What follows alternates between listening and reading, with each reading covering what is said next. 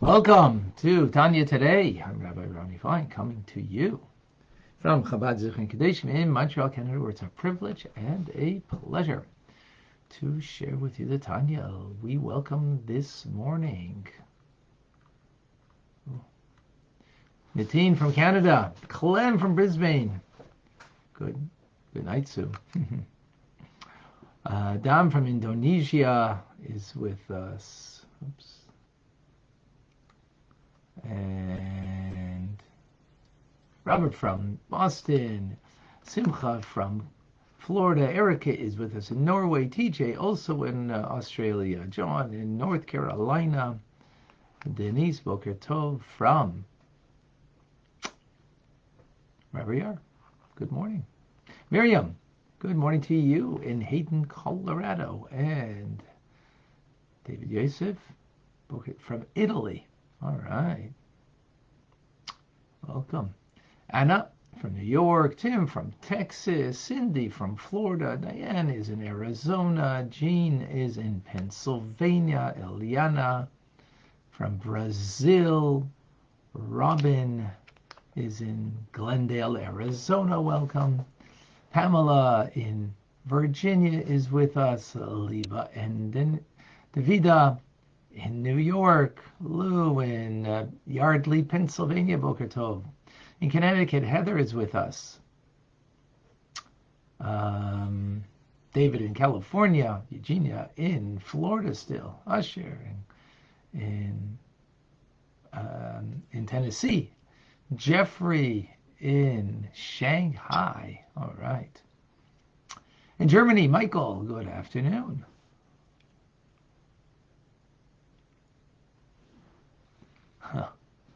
Jeffrey, we'll get to the question later. June in Australia. Alice waiting for Mashiach in Baltimore. Cantalita, I hope I pronounced that right. Good evening from Indonesia. All right. Mindy is in Pennsylvania with us. Good morning. Lynn in Long Island. From Paris. But in Long Island, is that Irina in Colorado? Beautiful. We have Batya with us, together with David, Adam, Luz, Sam, Marcy, Celeste, Tim, Clubhouse, and we have on Instagram, Levana is in Toronto. All right. My old hometown. Yentitelabenta, I can't make out the name. Crystal in Australia. Shmuel in Montreal. The Free Thinker. All right. Get Star. Mushka. 10. My granddaughter. Amazing. All right. Akoy. Peru. All right, folks.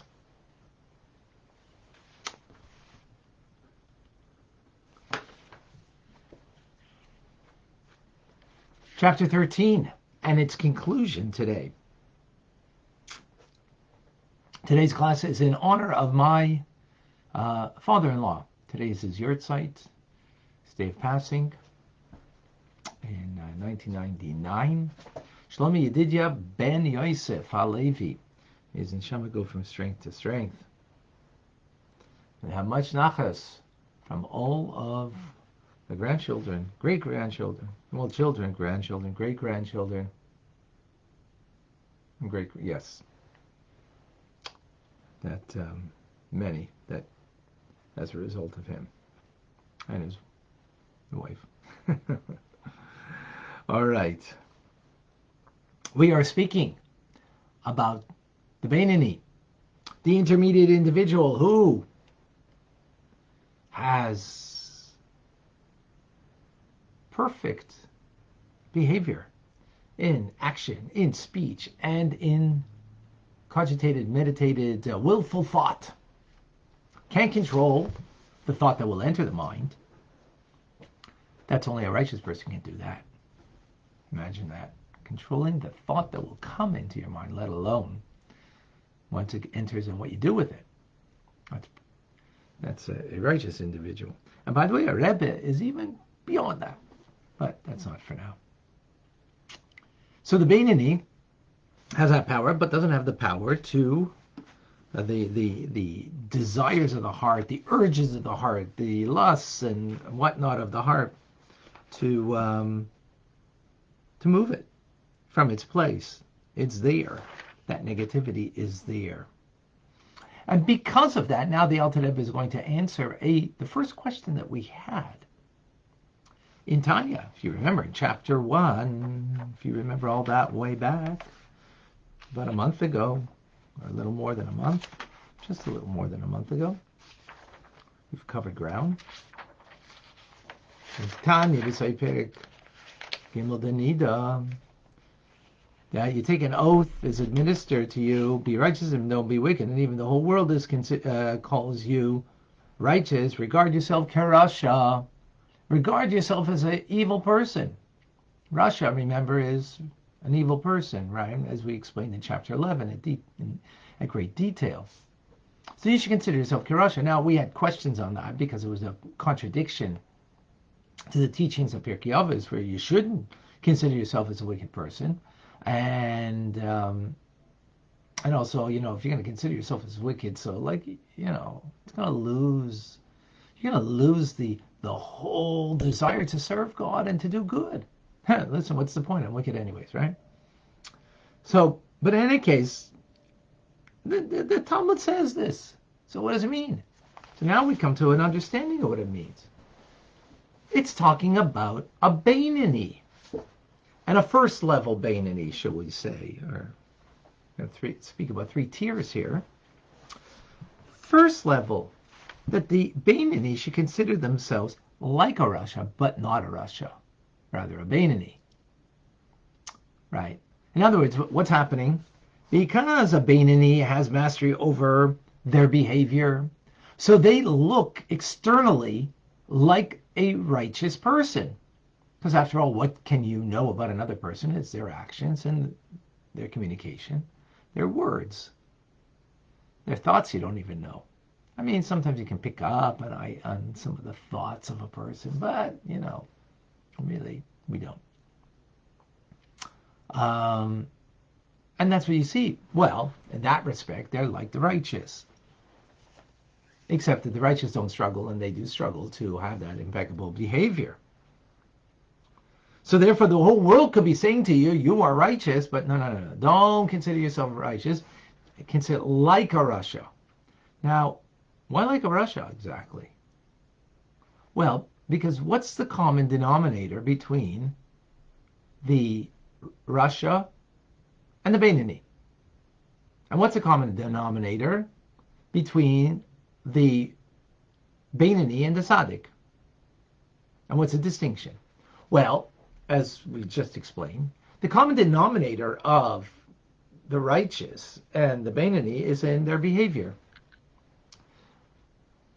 The common denominator between the Beinoni and the Rasha is the fact that they struggle, right? Because the righteous don't struggle with an animal soul, with negativity from within. They don't struggle with that. So consider yourself like the Rasha, that you are struggling. And if it wasn't for the help that God gave to your soul, you wouldn't overcome it. So in that sense, you're like the Rasha who has challenges. Okay, you overcome them. You win. But, even those challenges, it's not like the challenges become, it's not like the animal soul in the body becomes less. Well, we eat and drink more and more, even if you're doing it for the sake of heaven.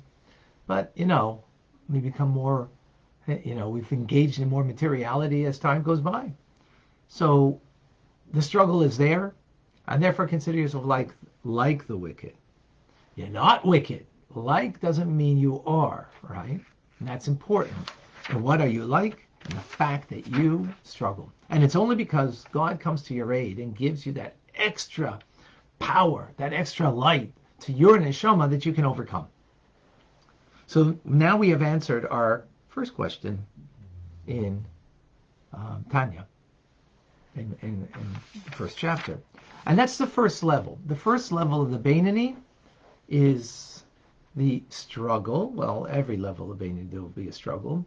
But the struggle is one that you need the power of God to give you into your soul a light that will overcome the challenges, the darkness, the difficulty of the animal soul, its urges, its desires, and so on, right? Level number two, just to conclude, in level number one, it's speaking more of the kind of person who engages in the world, because they engage in the world, therefore, think about it, the world is pretty dark out there, and the pull into worldliness, into self-directed, lifestyle. So that's what the world's all about, right? That's what the world is all about. The world's not about service. I mean, obviously, there's people in the world. When I say the world, I mean, the notion out there, the overwhelming sense is, is a very self-absorption. Not an evil way necessarily, I mean, evil in what is in the world's eyes of evil. Not what Tanya calls that, right? That itself is evil because it's negative. It's not your purpose. So that kind of person needs that extra light of God. Now we're going to speak about a second tier, a second level of a Beinoni. And this level of the Beinoni is an individual who kind of engages, most of their day, if not their whole day, is in Torah study. And as a result, for them to be impeccable in their behavior of thought, speech, and action, they are using their mind a whole day. They are using their mind a whole day, that therefore they are able to, from themselves, to have the Mayach Shalit Alev, the mind having dominion over the heart. They're able to access that. The first level is a person engaged in the world, and when you go out into the world, you're not engaged in Torah studies. You're not engaging the mind and the soul that's there, the godly soul, in such a way that that the mind is so strong and powerful. But the second level, a person who's more insular, right, who is engages the mind because, studying Torah a whole day. Just think of yourself right now studying Torah. What a difference it is in, the moment afterwards that you can, you still are, your mind is still preoccupied in the study. Your mind is still engaged. So you're in a higher place, and therefore you're able to make better choices as a result. The first level of that is still a Beinoni, and it's still impeccable in their behavior, but it's not coming from this aspect. So the Mayach Shalit Alev in this individual, the mind that having a supremacy over and dominion over the heart, that it should rule over the small city, meaning our body, meaning our behavior of thought, speech, and action, right? That's a second level. A third level is something that we spoke about in the previous chapter, but continuing with this idea. Remember that the Beinoni, when they pray, when they daven, so their davening is like with a lot of fiery passion and desire to cleave to God with a love and awe of God, that during their prayers, desire for you know, for food, desire for, you know, any other urge of the heart is so removed. It's asleep. It's asleep. What happens afterwards? It reawakens because, you know, you go out into the world, so it reawakens. It reawakens that desire, the urges that are in the heart. Kamti Alter Rebbe says something interesting. There's a level of a Beinoni as that they are like praying a whole day. Doesn't mean literally they're praying a whole day, but they are on such a level, such a lofty spiritual plane that it's as if they are praying a whole day, and meaning that the love of God is so powerful, that fire in them is so enormous, that any negative urge that they have in their heart, any, you know, self-directed nature is asleep. It doesn't reawaken. This now, the Alter Rebbe answers another question in Tanya in the first chapter. And that was Rabbi. Rabbi, who was the leader of his generation, he said, I am a Beinoni. And his student Rabbi said, well, if you're a Beinoni, then the rest of us are lesser than you. That means we're a Russia. You know, you didn't leave any life for us. So we asked the question, how could Rabbi make a mistake? I mean, he was a righteous person. So how did he make a mistake? Because he was so engaged in divine service that he thought that maybe I am so engaged at all times that perhaps the evil or the negative urges of my heart are there, but they're asleep. It's like like someone who prays a whole day. That's what his feeling was. That's what his sentiment was. And therefore, indeed, he was a righteous person. But, I guess so engaged, so involved that never came to realize whether the negative urges of the heart were transformed or they're just merely asleep, but could reawaken any time. They're there.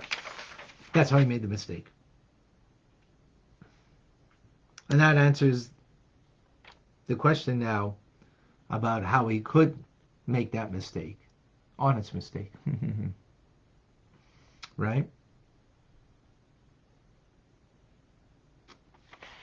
So, in conclusion of the chapter, the Alter Rebbe then goes and says that this love that is attained by the Beinoni at the time of prayer, is it real or not? Is it true or not? So, here we get into an interesting discussion about what is truth. Is truth absolute or is it relative? So what do you think? Well, let me tell you. You're right, and you're right. You're wrong, and you're wrong.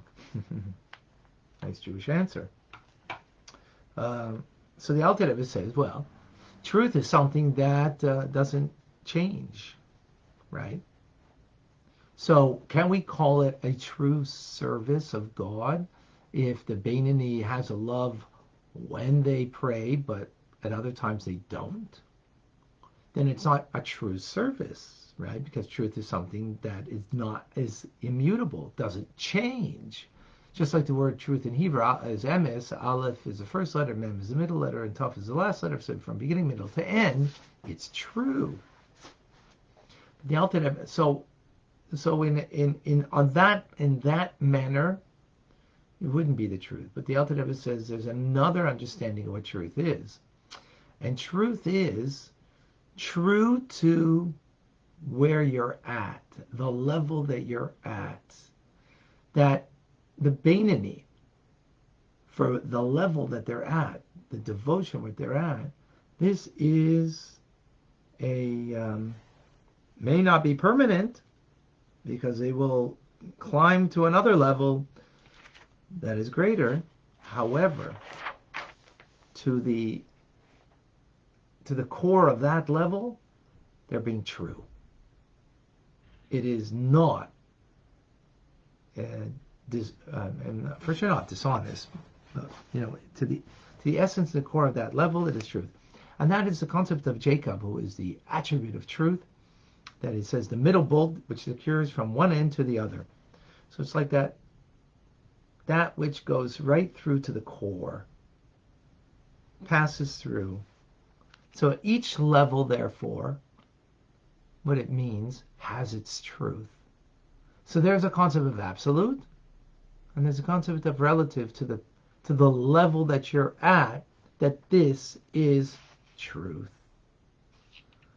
And this is an avodah tama. This is a pure and complete level of service of God.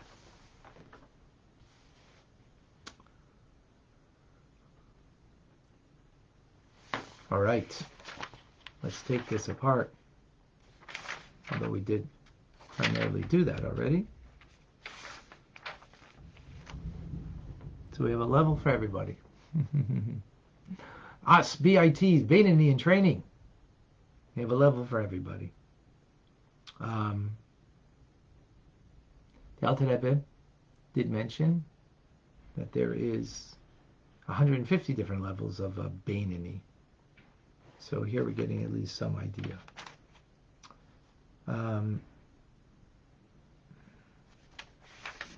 So it would seem from Rabbi that there's an idea that if you're righteous, that maybe you don't consider yourself righteous. So I don't remember where I learned this, but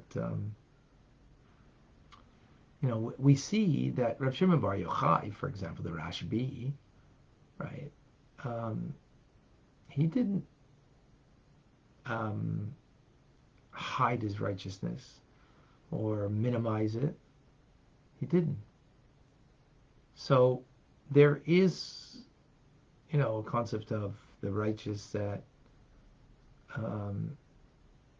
that it's, that they're not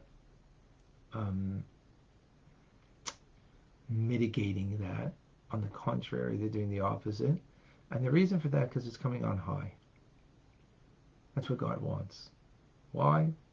For whatever reason. The righteous are privy to that. And therefore they would express. And they wouldn't, like Rabbi, who said he's a Beinoni, they wouldn't say that. But there is that concept about the righteous. Again, to what end? I mean,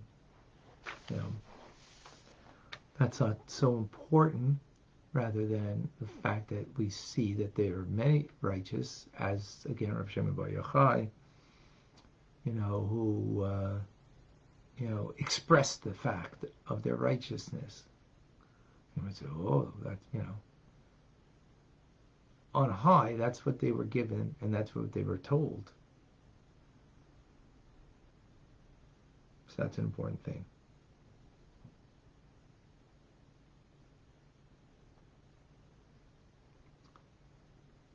Now, the person who is, called a righteous, and you consider yourself as a Rasha, why consider yourself as a Rasha? Why not consider yourself a Beinoni? Because this person has to struggle, firstly, and secondly, it's only because of God's help. So it's not so much of their own,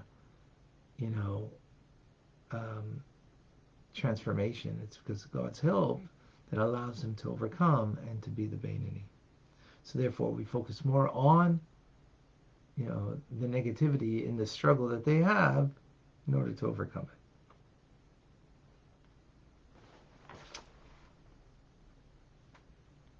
Okay, let's go into questions. Let's go into see a bunch of questions here on Facebook. I hope I didn't lose the feed, but let us go and find out.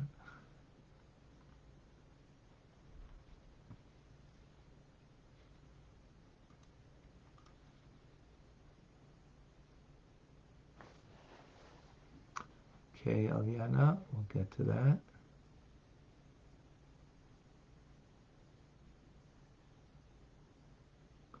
Thank you for the blessings from my father-in-law. Reminder today, 1 o'clock Rambam. After your definition of Beinoni, I realize that I'm a Rasha because I sometimes give in to my Nefesh Bahamis. I have no mastery over the Nefesh Bahamis. However, I shouldn't consider myself as a Rasha. What should I do? Ah, Jeffrey, very good. Yeah. We're not a, this is what you should consider yourself. A B-I-T, a Beinoni in training. That's who we are. That I really think that that's important. Yes, we're not a Beinoni. And therefore, if you want to categorize yourself and, we're speaking about categorizing, right? Which is very, on the other hand, don't get caught up to categorize. We like to do that because it's simpler for the mind when you put someone into a category. Oh, this guy, he's that fits in this box. Oh, she fits in that box, right? And it's easier for us, and to relate to people that way and to do things that way. Don't do that. That's not good. Here we're giving different categories. We gave 3 tiers of a Beinoni over here. Fine. That's only for what we should strive towards, right? So, yes, if we want, we can very much fit into chapter 11.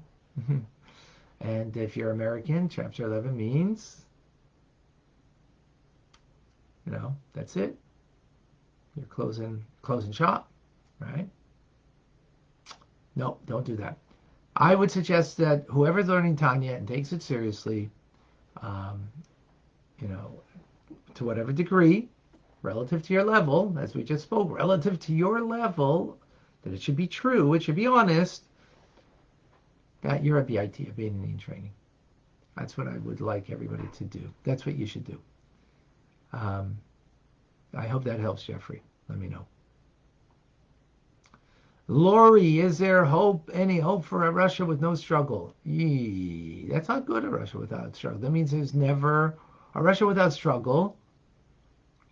I wonder if that's, someone's coming to learn Tanya and they don't struggle. I question that. Maybe not aware so much of the struggle, or maybe, hopefully, for more learning, we become clearer in what the struggle is. That struggle is between a higher self, a lower self, between a godly soul and an animal soul, or between the intellectual soul and the animal soul, right? No struggle means, therefore, there's no remorse for anything. That's not good. That won't be good. A Beinoni in training is going to have remorse because they did things wrong. And they want to do things better. Vicky, are the lower levels fluid like a spiral? Yeah, I would. It would be a good way to describe it. Yes, Alice, the quote for it is exceedingly near to you and to your mouth and your heart to do it. Why is it so hard for most of us? I wonder how many people are writing Tanya have actually accomplished being a Beinoni. I don't know if any of us have accomplished to become a Beinoni. I don't think any of us have done that. I haven't. Maybe for a minute here, 2 minutes there, but that's not a Beinoni, right? We're going to get into that quote from the title page in chapter 16, 17. So we'll deal with that then.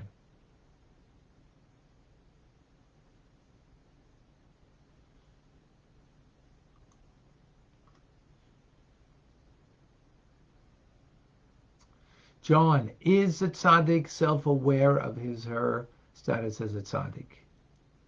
Yeah, for the most part, yes. Maybe not all. Maybe not all, like Rabbi.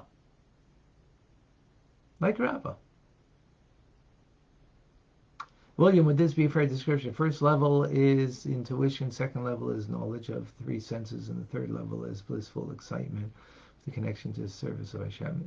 Okay, that's an interesting way to put it. Okay, good.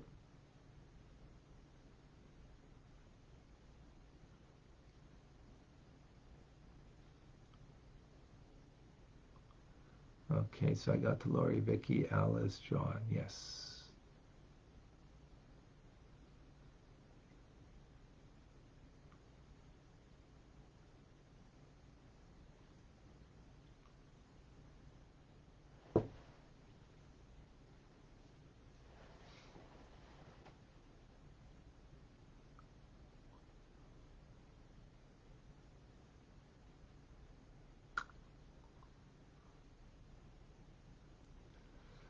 Jeffrey, why did Hashem give us a nefesh b'aham? It's an animal soul if it is so bad. It's not so bad.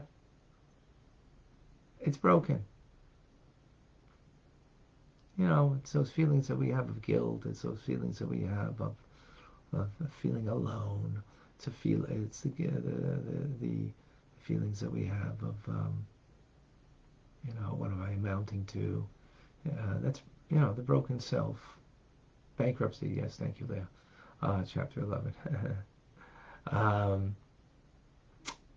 It's, you know, the urges that are self-directed, and but it's got a power. When you harness the animal's soul and you use it to serve Hashem, so it gives you a power that the godly soul doesn't have. The godly soul is more angelic, so to speak, and the animal soul is more like a bull in a china shop.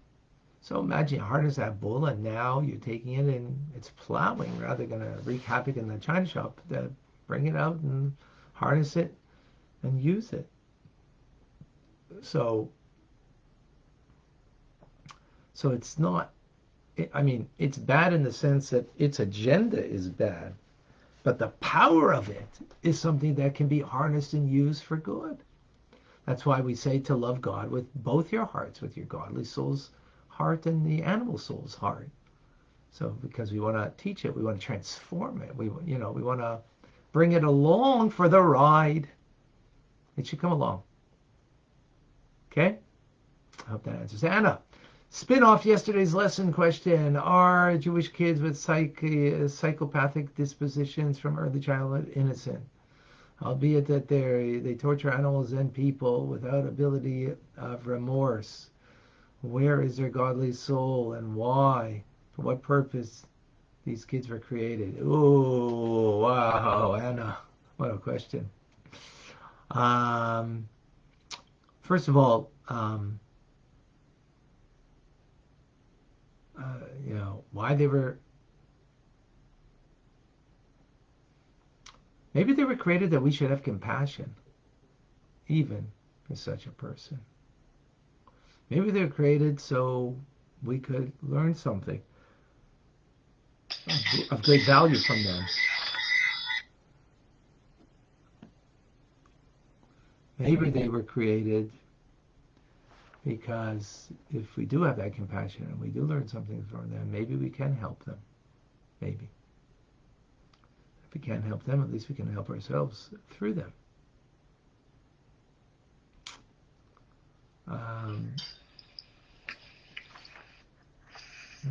Sorry, one second. Not yet. Let me just finish. Hi, Rabbi. Good morning. Yes, go ahead. I wanted to make a comment in regards to the question that Anna had. Something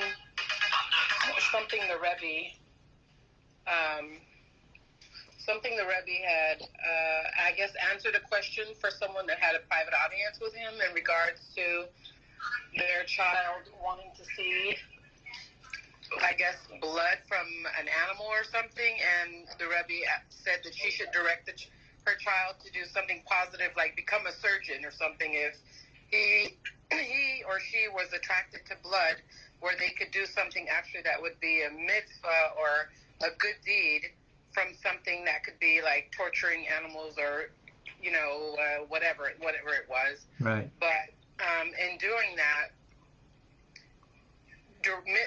you know, changing the direction of if they're attracted to seeing this thing or doing this thing, to change it to a positive thing so that they are able to function in it in a way that is life-giving or so forth. Right. Okay. Thank you for sharing.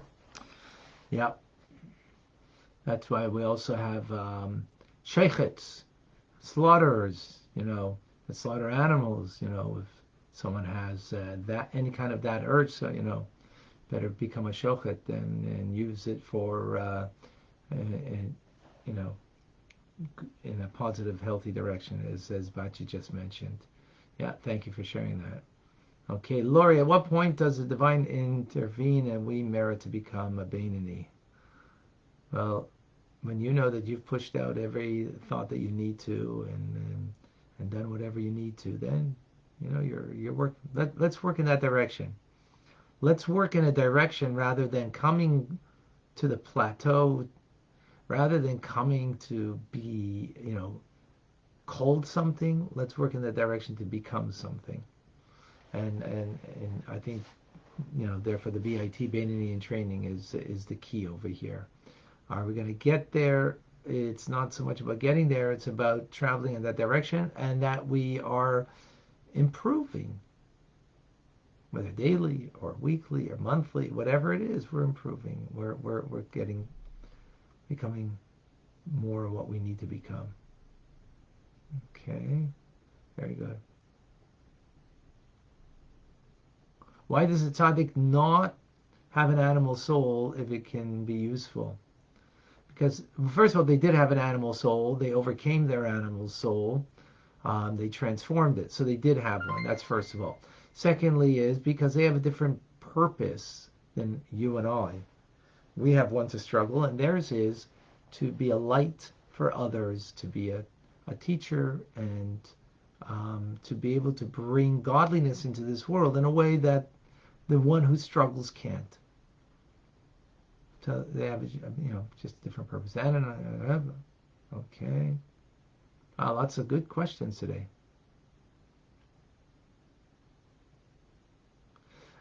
Jeffrey, if we feast on Shabbos, are we not giving in to the tiny, the pleasure, and therefore feeding the nefesh bahamis? Yes and no. It's a mitzvah to do it, but to eat well on Shabbos. So do it for the sake of the mitzvah and enjoy. At the same time, don't make that what Shabbos is about.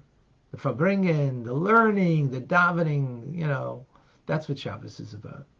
Yeah, so very true.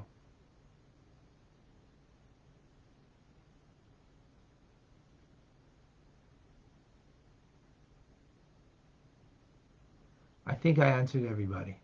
I think so. Did I miss? Let me know on Instagram. There is a question.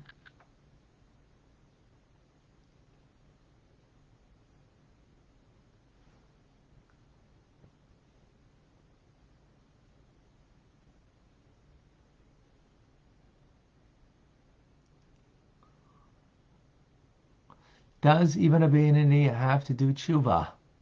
Good question. Good question. Does a Beinoni have to do tshuva? Yes, because our tshuva means to return to God. A higher level of tshuva for sure. Beinoni does, which is not because of any ill that a person has done, right? And we're going to learn more about that idea in chapters 29, 30. We'll get to there. Wow, amazing. Beautiful. All right, folks. More questions. Where are more questions? Gotcha. I don't see any more questions. I think I answered them all. Unless you have one, Batya. No, I was just asking Denise if there's any more questions. Oh, okay, gotcha. Yes. Yeah, okay. No, I think we got them. All right. Folks, a reminder, Rambam today, 1 o'clock. I'm still trying to figure out the schedule to have a farbringen with Rabbi Friedman, and I haven't confirmed it yet. I'll keep you posted. Reminder, go to TanyaRabbi.com and sign up over there. You'll get something, some teachings, and that way we can let you know of the upcoming farbringen and different things that are going on. The news that's fit to print. I'm Rabbi Ronnie Fine, coming to you from Chabad Zichron Kadesh in Montreal, Canada, where it's a privilege and a pleasure to share with you the Tanya. Have a wonderful day. Be well.